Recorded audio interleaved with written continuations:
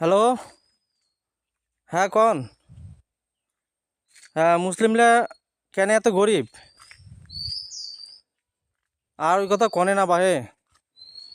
তোমার তিবা কেমন, আমার তিবা মুসলিমগুলা তো সেই গরিব। কেন এত গরিব ওই চিন্তা করি দেখুন যে এমরালা কি করে, মানে লেখাপড়ার প্রতি অবহেলা।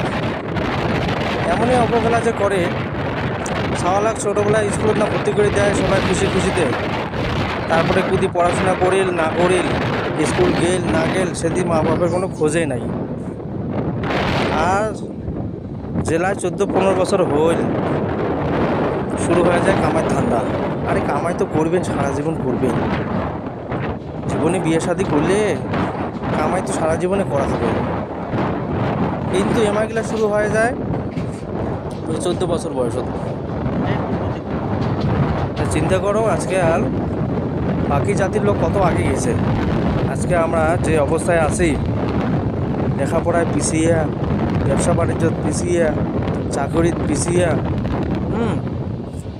হাতের কাজ যে করবে সেটাতেও পিছিয়ে। তাহলে চিন্তা করো একবার, জমি জমাও নাই ঠিক মতো, বেশিরভাগ না দিন মজুর করি খায়।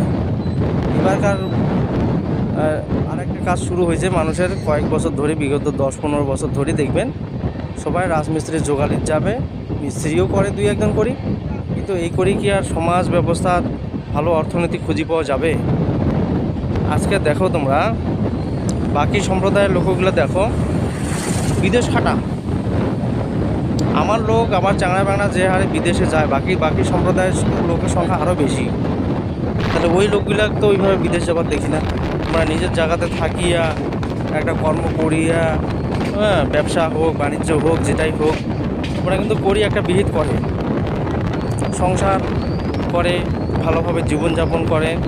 আর আমার ছেলেপেলেগুলো দেখবেন বর্তমান যুগেও আজকে ধরো 16-17 বছর বা 18 বছরের ছেলে যদি লেখাপড়া বাদ দিয়ে বসে রয়, তো বর্তমান যুগে সরকারি সুযোগ সুবিধাতে লেখাপড়ার বন্দোবস্ত আছে, সব ফ্রি। 12 ক্লাস পর্যন্ত প্রায় ফ্রি, তার মধ্যে সরকারি স্কলারশিপ আছে, আরও কত বিহিত আছে। আর এই লেখাপড়া যখন করবেন খুব ভালো করে করো, তাহলেই না একটা কিছু হবে। যাই হোক, সকলে ভালো থাকে।